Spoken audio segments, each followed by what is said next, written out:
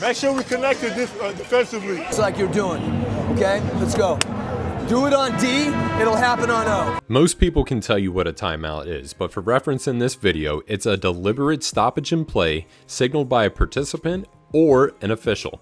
But where people really struggle with timeouts is how to effectively use them. So for the best way to teach in this video, we're going to cover these categories, and they include the basics, why to call a timeout, having a plan inside of your timeout, what to cover once you're inside of those timeouts, and then we're going to give you examples of some of the best after timeout plays, or what we like to refer to as ATOs. If you're just here for the set plays, skip forward to the 6:20 mark. Let's start with the basics. If you're a team with possession of the ball, you can call a timeout, unless it's a dead ball situation. Then either team can call a timeout. In middle school and high school, each team gets 3 60-second timeouts and 2 30-second timeouts, often referred to as a full or a half timeout. For men's NCAA basketball, you get 4 75-second timeouts and 2 30s. In addition, you also get a media timeout every 4 minutes. Now, women's college basketball is a little bit different. You get 3 30s and 1 full or a 60-second timeout and 1 media timeout after the first dead ball under 5 minutes during each quarter.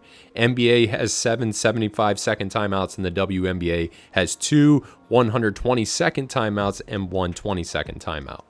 So the question we'll be looking to answer here is, why does this actually matter? Well, if you equate timeouts to possessions, there are anywhere between 8 and 14 possessions only involved in timeouts each game. And that's the equivalent of 16 to 56 points. Now that 56 points is saying there's a 4-point play after each one. I know that's extreme, but you get the point here. And for those of you who don't, that means that you can easily steal points here, or you can lose the game because you're not valuing these situations like the other team. Which is one of the answers to our next question, which is, why should I call a timeout? Calling a timeout can serve multiple purposes, such as managing the clock or mistakes, stopping the momentum for the other team, maybe they went on a scoring run, changing your strategy, boosting the morale of your players, resting your players, or drawing up a play.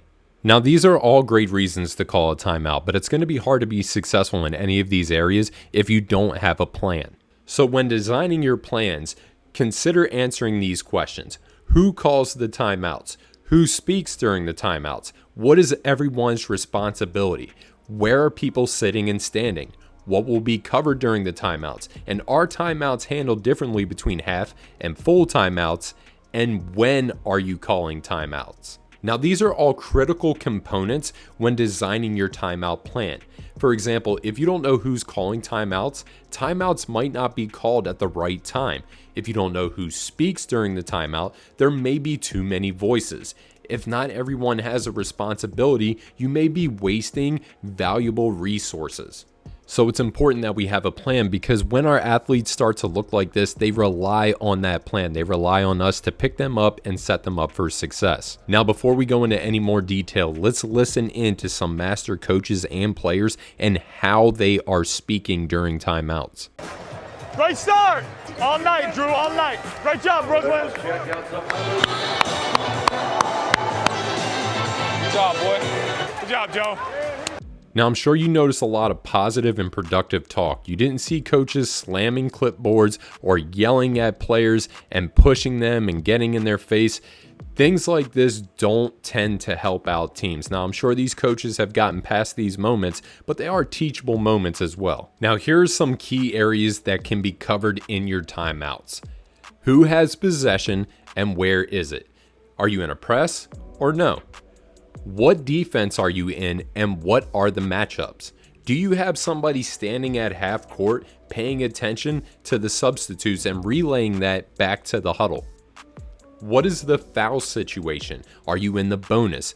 Are any of your players in foul trouble? Are there any people on the other side of the court who are in foul trouble? How many timeouts are remaining?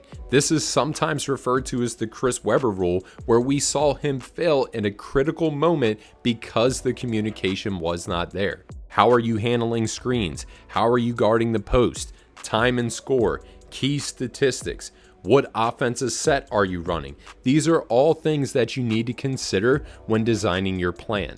And lastly, this is a great time to go over a strategy change. So for example, we called a timeout and drew up this play called rules. Essentially, what we noticed as a coaching staff was that they were trapping in the corners. So they were in a 2-3, and as soon as the ball went to the corner, it got trapped. So we ran a man to the corner, drawing the defense over there. And we told our man that once you catch that ball in the corner, we want you to turn and face like you're going to shoot. And now, after you catch it here, you can look into the post, and that player is going to have an easy shot opportunity because the defense chased to the corner. You'll notice it again here. As soon as the ball is given inbounds, we screen those defenders, they chase out to the corner, and he's able to toss it right in for an easy and one. So again, going over game strategy is one major benefit to a timeout. Now you can also use this time to boost the player's morale. This is the deal. One, you're getting back in transition. You don't have Giannis find a man and be a guard. Two, look at me. You set a high level for yourself. That's why you're down. That's great. Now go reach that level, okay? And you can reach it with force. Doesn't have to be stats all the time. Go dominate the game with force, okay? Because you set a high level for yourself. Go dominate the game with force. Let's go. For the best ATOs, or after timeout set plays, we looked at all the championship teams across all leagues. All of these teams won their respective league last year in the 2021-22 season. Some of these plays are going to be at a transition, meaning that they took a timeout and then they crossed half court. We'll also have baseline out of bounds and sideline out of bounds. Let's check them out.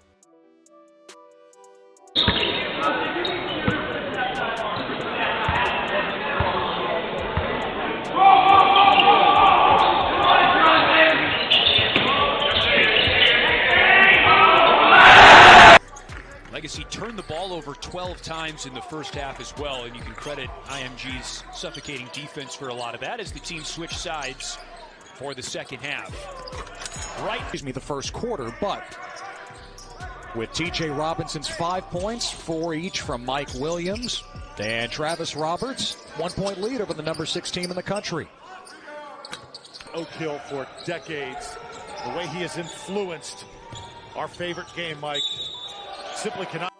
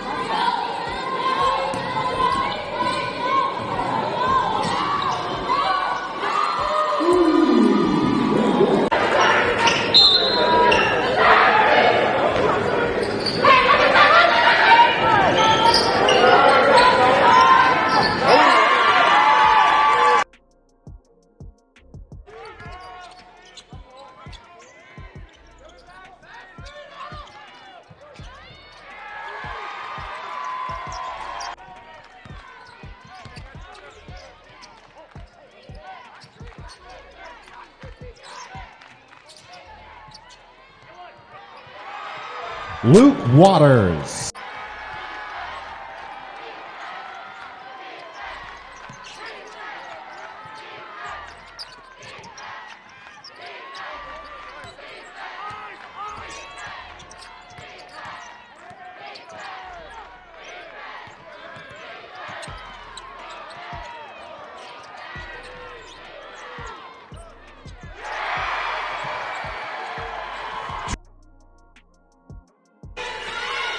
And those are her first points of the game.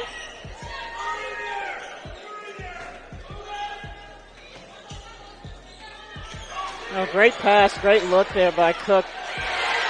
At back line. Offensively, especially in the half court. Back door. Abaji with the throw. A lot of threes. Wow, if you could make threes, that was